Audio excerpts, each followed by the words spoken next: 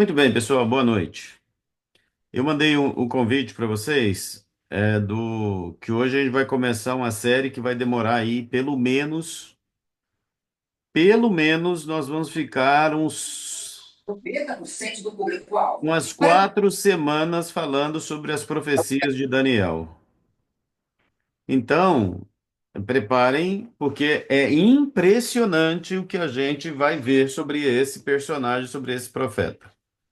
Relembrando, retomando as coisas que nós falamos do incrível fenômeno de Isaías, que foi profetizado o nome de alguém só para retomar 150 anos antes do personagem nascer. O livro de Daniel, nós vamos ver coisas muito, mas muito espantosas em relação ao contexto profético. Então, eu vou abrir para vocês a tela. É lógico, já está salvando e eu vou replicar isso aqui para todos vocês. Boa noite, Angelise. Angelise está falando de onde? Está assistindo de onde? Oi, boa noite, Tião. Eu tô em Itapeva, São Paulo, Sudoeste Paulista. Ah, é? Uhum. Que Ah, bom. eu quero uma garrafinha dessa, azulinha. Ah, é? Você conhece Laírton? Conheço? Conheço virtualmente, infelizmente não pessoalmente, mas conheço. Então tá jóia. Olha só, o Uhum. que vocês vão ver essa noite, vou ser franco para vocês. É muito impressionante. A primeira vez que eu vi isso, eu era criança.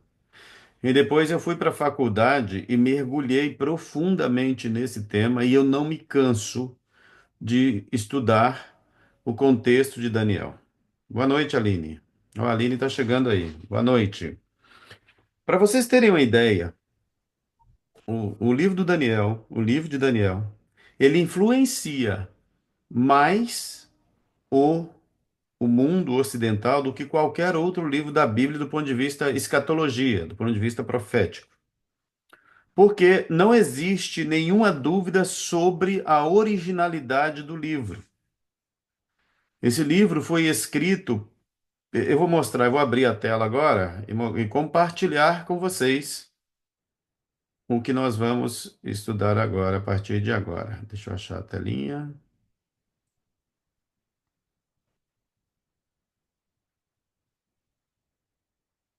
Aqui.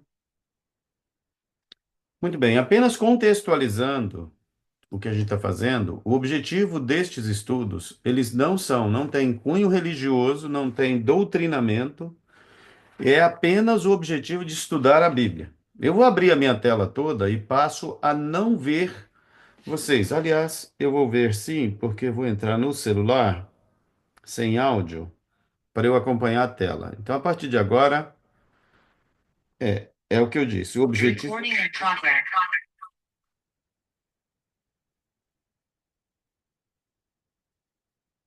Pronto.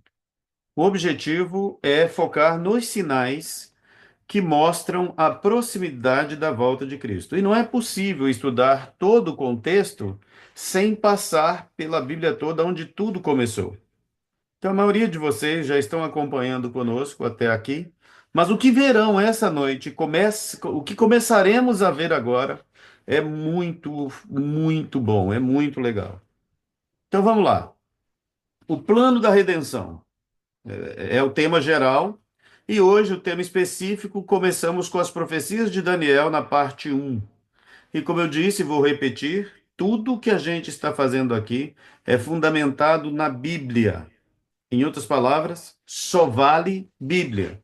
Não é o que eu penso, o que eu acho, o que alguém escreveu extra-bíblia, não, é Bíblia, do jeito que está lá. Por quê? Porque a Bíblia é a sua própria intérprete. Então não adianta tentar reinventar o que está escrito. É óbvio que existem aplicações, mas do ponto de vista interpretativo, quando você estuda costumes e culturas, como foi, onde foi escrito, quem escreveu, quando escreveu, a quem escreveu, as respostas aparecem. Vamos lá então. Sobre o livro e a autoria. O livro de Daniel ele é um dos profetas menores, ele faz parte dos 39 livros do Velho Testamento.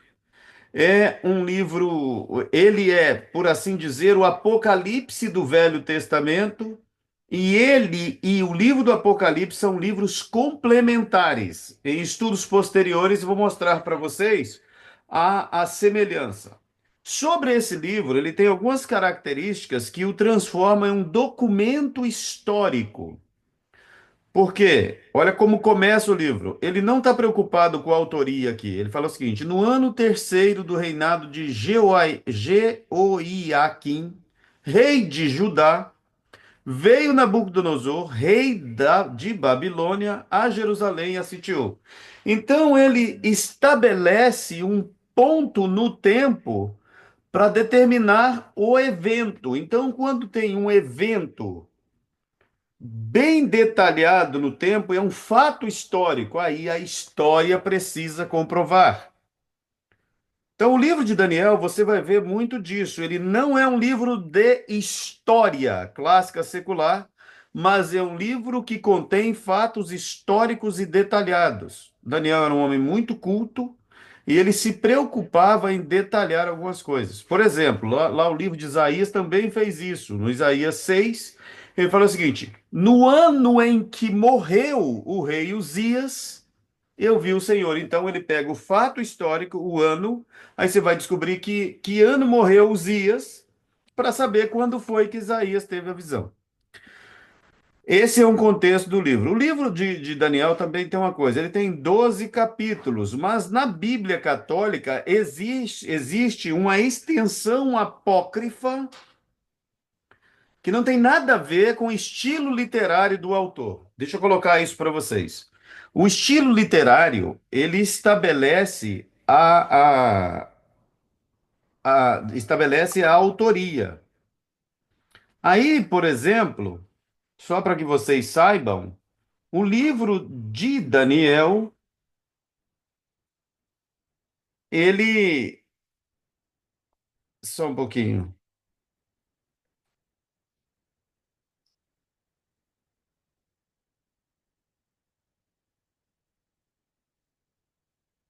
O livro de Daniel original, ele tem um estilo literário do capítulo 1 ao capítulo 12. O acréscimo que foi feito é completamente diferente, é mitológico, inclusive. A linguagem não tem nada a ver com Daniel.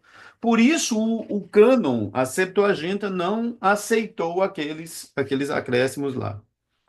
Então, nesse caso, a gente tem aqui o livro, o capítulo 1, versículo 1, não fala quem é o autor, mas diz quando aconteceu alguma coisa. Ele não está preocupado em dizer quando começou a escrever. Ele está dizendo de um fato, que Nabucodonosor, rei da Babilônia, invadiu Jerusalém e a cercou, sitiou Jerusalém. Isso se dá no ano 603 a 605 antes de Cristo, que é a primeira invasão.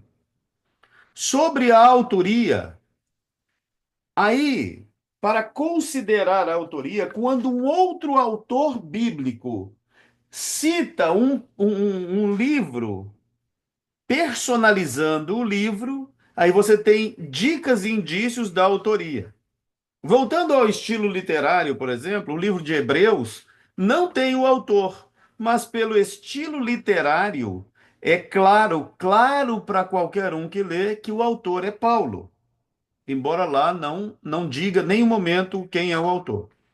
Mas aqui tem um texto que está escrito em Mateus 24 que diz assim: quando, pois, virdes que a abominação da desolação, de que falou o profeta Daniel, está no lugar santo, quem lê entenda.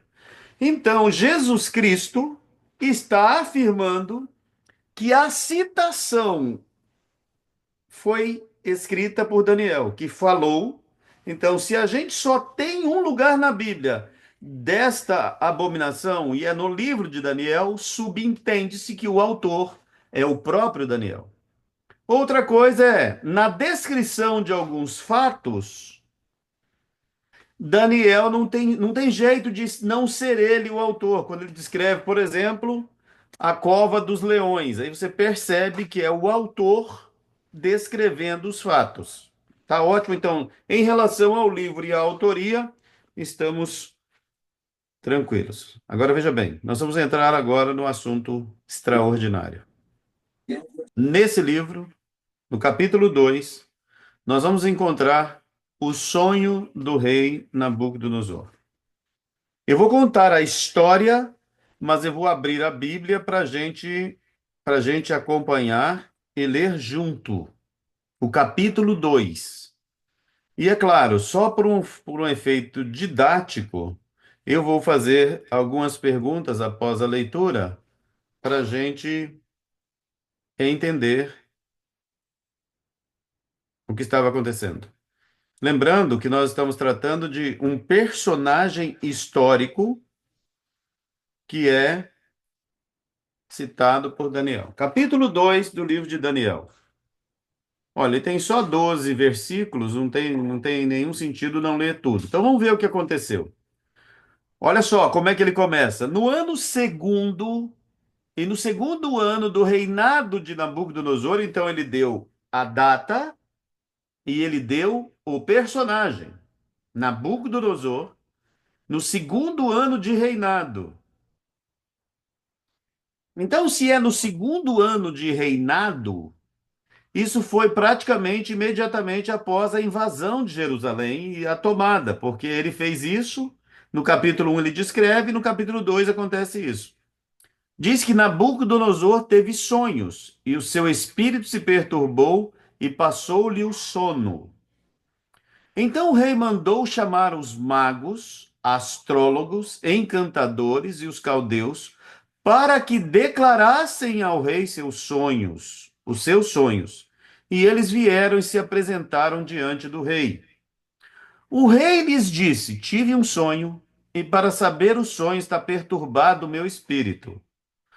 E os caldeus disseram ao rei em aramaico: Ó rei, vive eternamente. Isso é um cumprimento normal do Antigo Testamento a todos os reis, tá?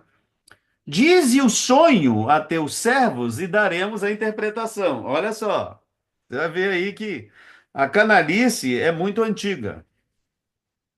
Respondeu o rei e disse aos caldeus: O assunto me tem escapado, ou seja, ele esqueceu o sonho.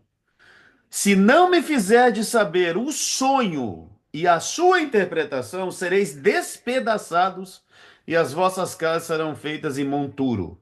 Olha só, o rei teve um sonho, esqueceu o sonho, mas não completamente, porque o negócio incomodou tanto que ele ficou, ele teve um sonho, mas não sabe nem o que era o sonho, mas queria saber o significado. Aí os caras chegam e falam lá: olha quem são as pessoas encantadores, astrólogo, astrologia, magos.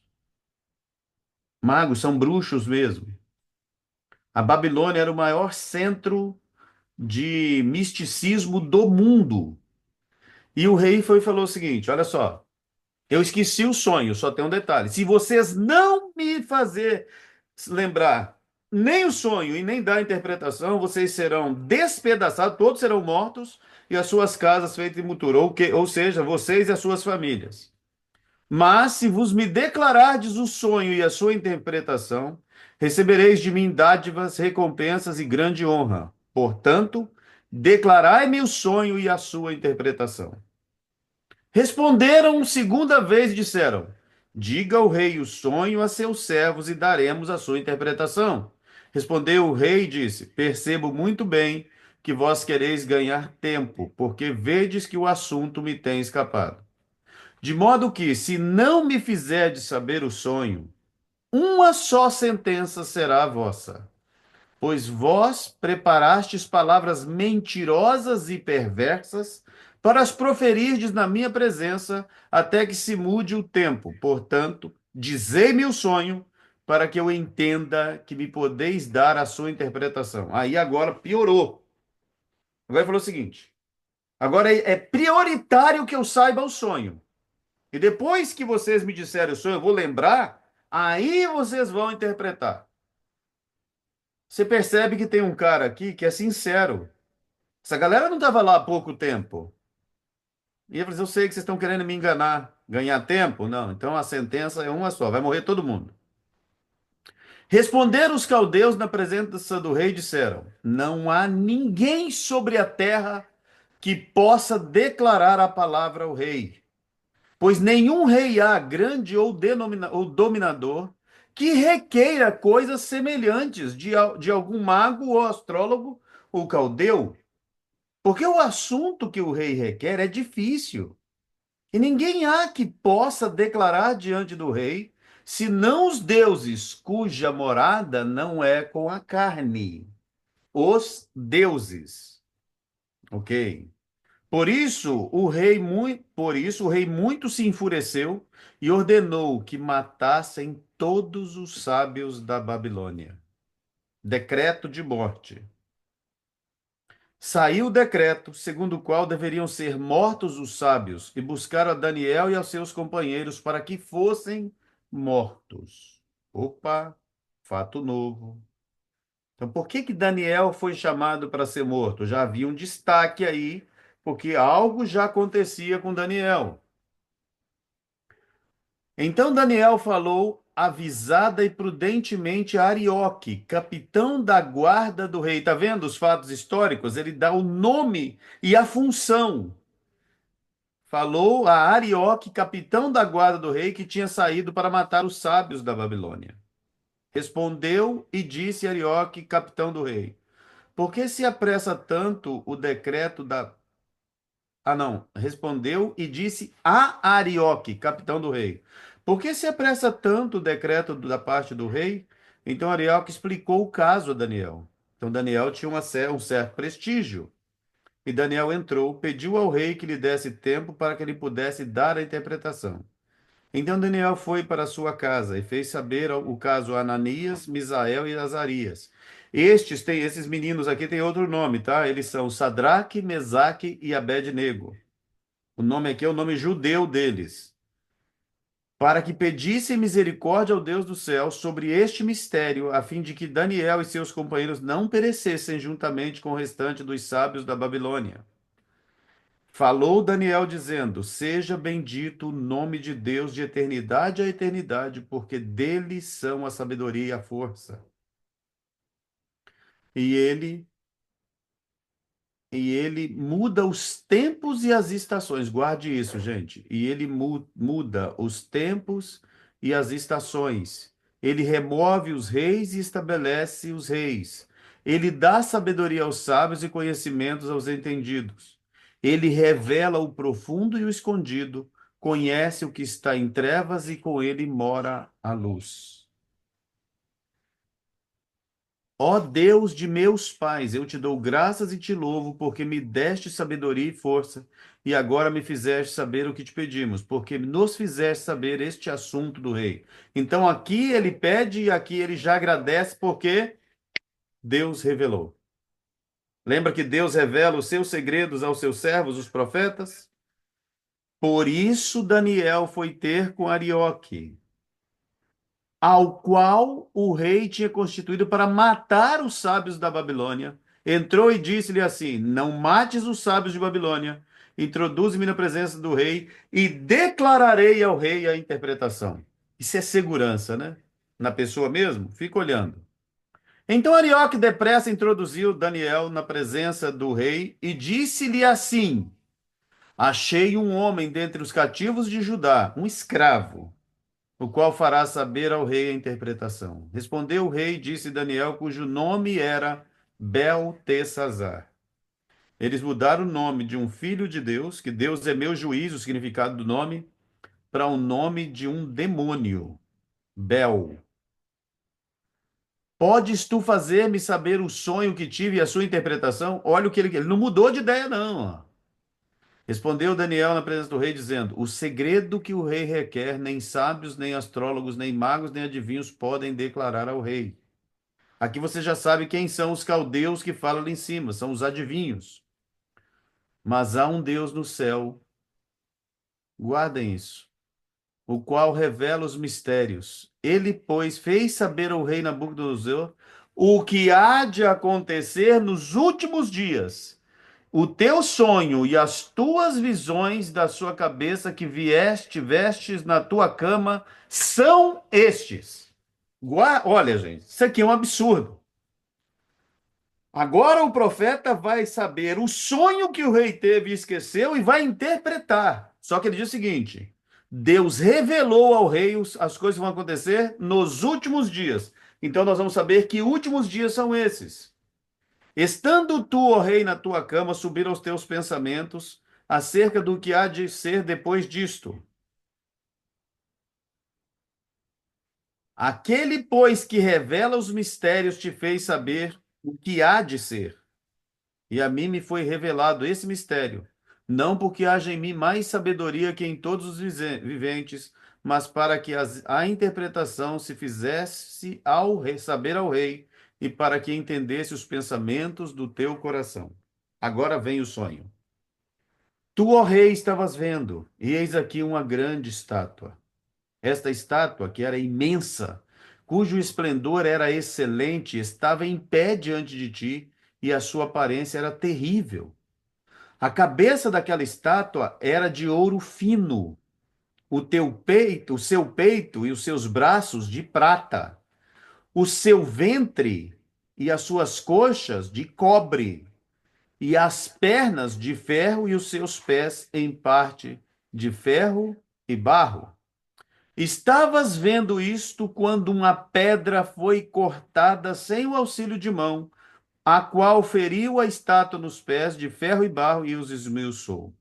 Então, foi juntamente esmiuçado o ferro, o barro, o bronze, a prata, o ouro, os quais se fizeram como pragana nas eiras de estio. E o vento os levou, e não se achou lugar algum para eles, mas a pedra que feriu a estátua se tornou grande monte e encheu toda a terra. Então, agora, eu vou mostrar uma ilustração para vocês do que ele viu. Vocês continuam vendo a minha tela? Não? Não. Vamos lá. Vocês vão ver agora a minha tela. Vamos ver.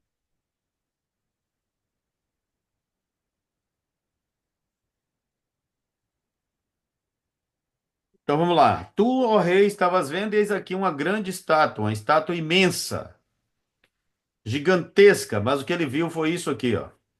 Ele viu uma estátua gigantesca, que a cabeça era de ouro, o peito e braços de prata, o ventre de bronze e as pernas de ferro. Só que tem um detalhe. Ele viu mais alguma coisa.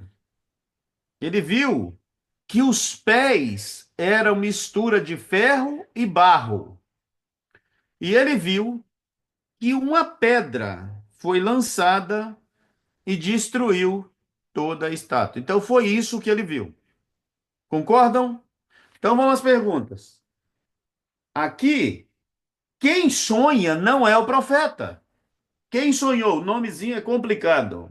Consegue repetir, Laí? O nome do rei?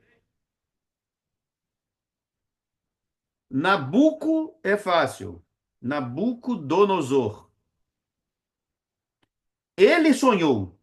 E agora o profeta é usado para revelar o sonho e a interpretação. Então tá claro para todo mundo que esse foi o sonho? Ficou tranquilo? Tá claro isso para todo mundo? Ótimo.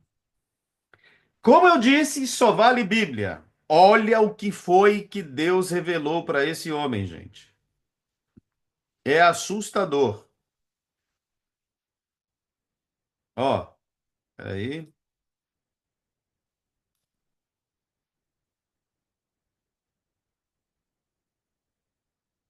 Olha o que ele diz.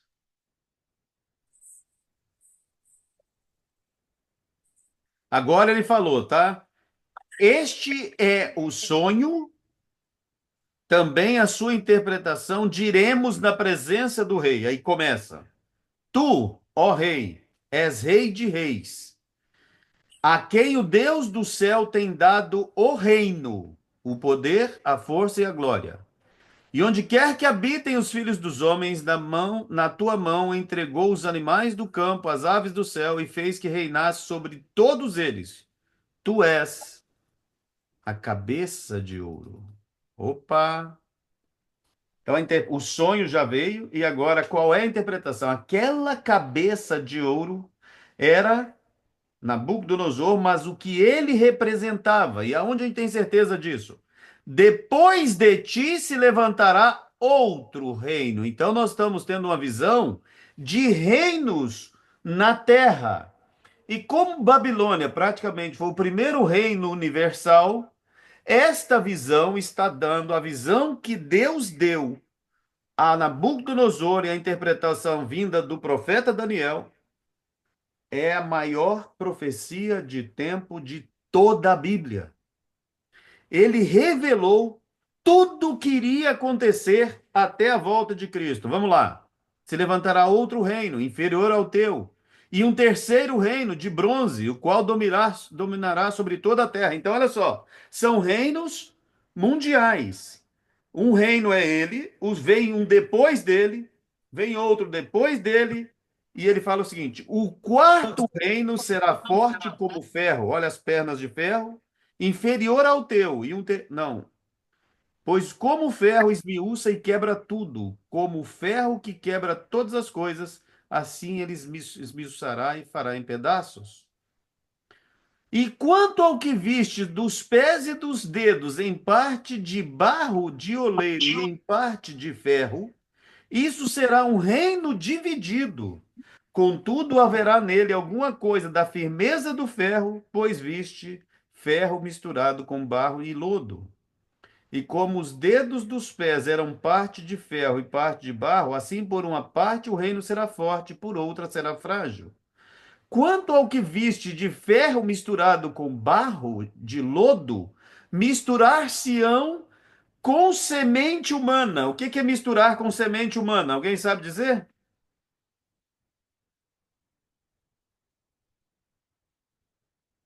Casamento. Ah, Misturar-se-ão com semente humana. Então, o que fará a parte de união? Os relacionamentos, os casamentos. Ó, ligarão um ao outro, assim como o ferro não se mistura com o barro. Ele será como semente humana, mas não se ligarão. Mas nos dias desses reis, plural, está falando dos dedos, o Deus do céu levantará um reino que jamais será destruído. E este reino não passará a outro povo, esmiuçará e consumirá todos esses reinos, mas ele mesmo subsistirá para sempre. Da maneira que viste que do monte foi cortada uma pedra sem o auxílio de mãos, e ela, peraí, e ela esmiuçou ferro, bronze, barro, prata e ouro, o grande Deus fez saber ao rei o que há de ser depois disso. Certo é o sonho, e fiel é a sua interpretação. Muito bem.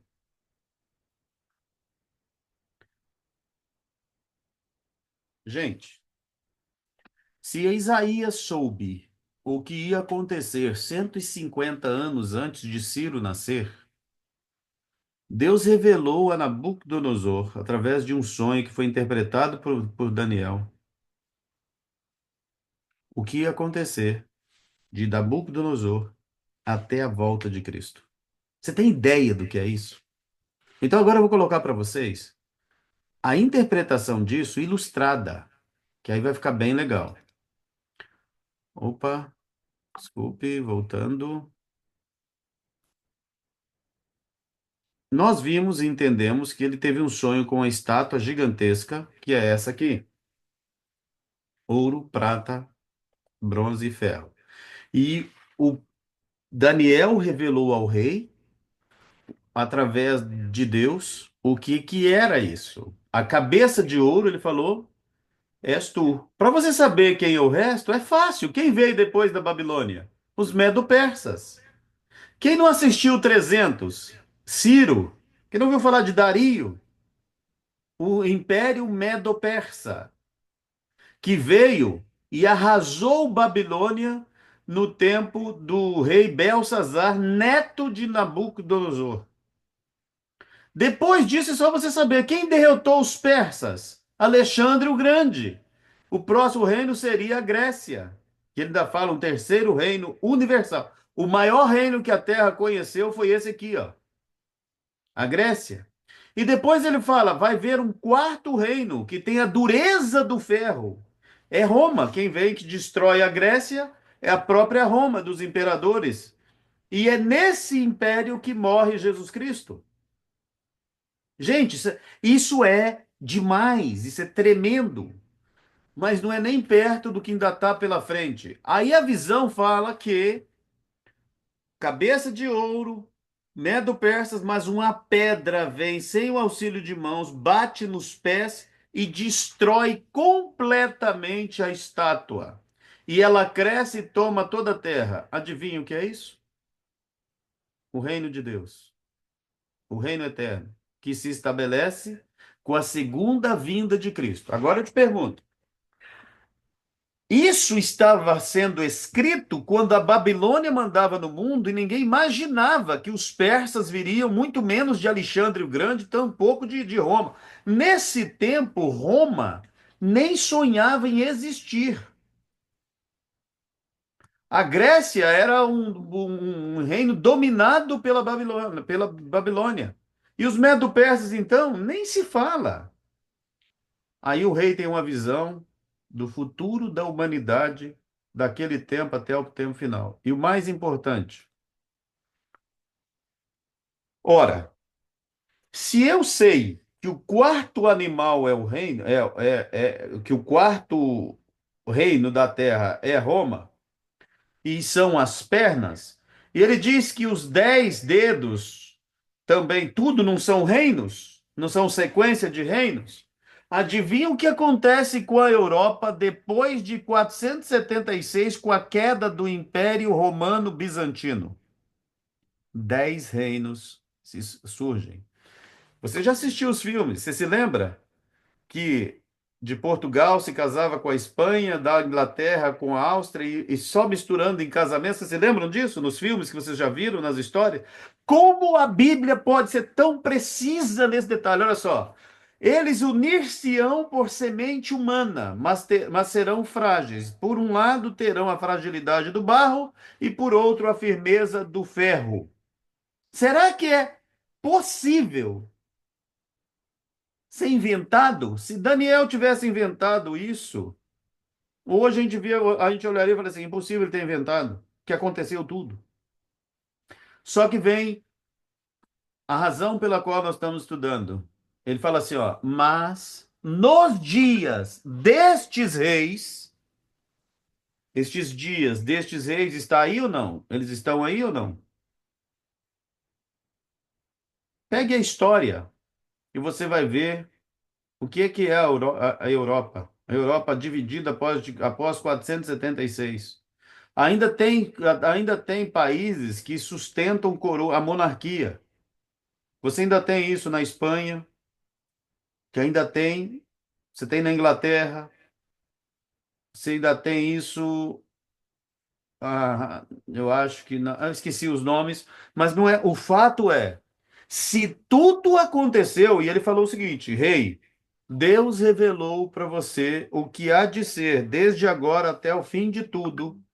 E as palavras são fiéis e verdadeiras. Quem não pôde errar é que revelou tudo isso. Agora que nós já entendemos, deixa eu colocar para vocês.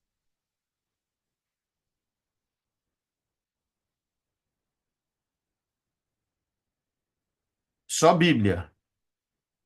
Mas ficou claro para vocês o que acabou de ser visto aqui? Tem jeito de estar errado? Vocês já tinham visto isso? Aline, você já tinha visto isso na sua vida? Nunca. Tem margem de erro? Não. Só que eu disse para vocês que nós vamos passar e vocês vão aprender uma coisa. A profecia, ela se amplia. Porque vocês vão ver o que vai acontecer daqui para frente quando o rei descobre você é a cabeça de ouro. Por um lado é muito bom, mas vem uma outra coisa, mas vai passar. Então, do mesmo jeito que ele falou, tu és a cabeça de ouro, mas teu império vai cair. Tu já imaginou o que é isso? Aí você vai ver o desdobramento disso, e isso é poderoso demais. Aí eu quero que vocês estudem para a próxima sexta-feira, que eu vou entrar em detalhes do que vai acontecer. Eu gostaria que vocês lessem o capítulo 3 de Daniel, do livro de Daniel. Você vê o que que acontece. Olha só. Isso aqui joga por terra astrologia. Astronomia é ciência. Astrologia é místico. Isso joga magia, cartomantes, tudo por terra. Porque quem conhece o futuro é Deus. E Daniel falou o seguinte: não é porque eu sou melhor do que ninguém, mas Deus fez saber a você o que vai acontecer e nos usou para te fazer saber o sonho e a interpretação. Ou seja, Deus revela aos seus servos fiéis o que vai acontecer. É por isso que a profecia não pode ser tratada de qualquer jeito. É por essa razão que você não pode sair acreditando em profetada, alguém que, não, então, eu recebi uma profecia, recebeu nada. Profecia não é dada dessa forma. O profeta recebeu a missão, foi para casa, se ajoelhou, chamou seus amigos e se ajoelharam e pediram: Senhor, tenha misericórdia. Ele honrou a Deus, exaltou o nome, pediu misericórdia. E assim, ó, veio a interpretação da profecia mais longa da história da humanidade e da Bíblia. Mas que você, se você não lê a Bíblia, você não vai saber dessas coisas. Entenda que não é religião, não é pastor, não é doutrina, é Bíblia, é pura Bíblia.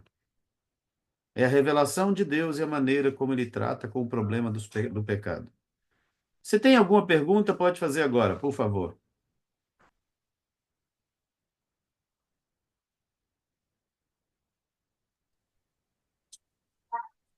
A interpretação é tudo, né, Tião? Porque se uma pessoa pega e não consegue fazer uma interpretação perfeita, pode vir várias coisas destoadas, né? Eu estou puxando aqui um pouco do que tem escrito para poder passar aí para o pessoal. As pessoas, olha só, a questão é assim, ó. A Bíblia é sua própria intérprete. Então, você viu lá, Deus mandou o sonho e falou assim: aqui está a interpretação. E começou a dizer para ele: não tem erro. Falei: você é a cabeça de ouro. Mas que ninguém pense que é o homem, depois de ti se levantará outro reino. Então estamos falando de reinos universais. E por que que é futuro? Porque é depois de.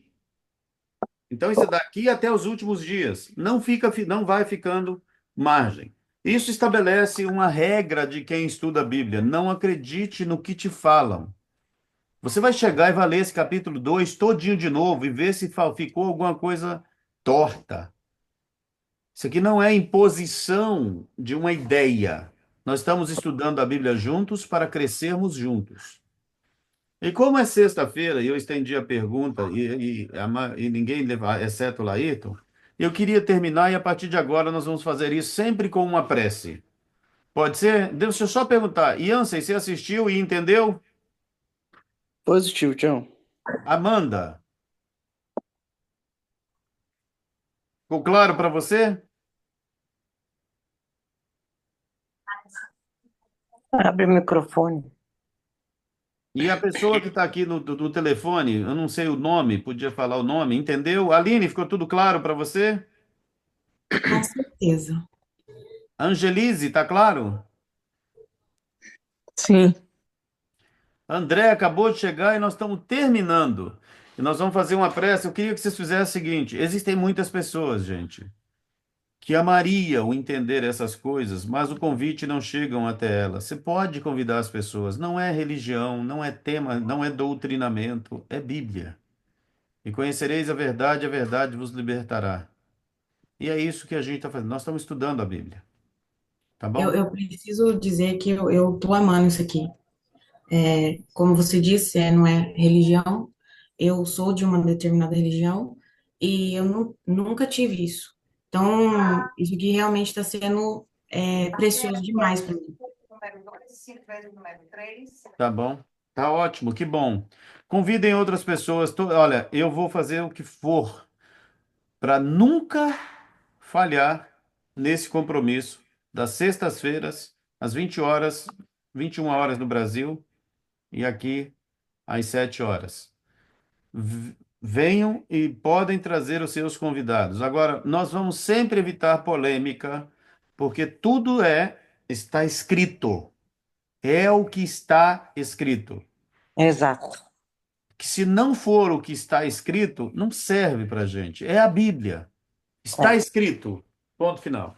Vamos fazer uma precezinha aqui, bem prática, e a gente vai sair e vamos lembrar que vamos ler Daniel 3. Você vai se assustar com Daniel 3 de uma forma, você vai gostar tanto, mas pode, leia, releia, e sexta-feira a gente se encontra para poder falar dele. E quando chegar mais à frente, nós vamos gastar mais um tempo, nós vamos voltar a esse capítulo 2 e uma outra circunstância, vocês vão ficar impressionados. Obrigado, Senhor Deus, pela Bíblia que mostra para todos nós qual é o teu plano, que o Senhor revela os seus segredos. E muito Amém. obrigado, porque nós temos Jesus Cristo que morreu para nos salvar. Abençoe cada Amém. uma das famílias que estão aqui representadas, que o anjo da Amém. tua face perto esteja sempre para livrar e guardar, em nome do Senhor Jesus. Amém. Amém. Amém. Deus abençoe vocês todos. Foi um prazer estar aqui compartilhando essa tela. Um grande abraço. Amém.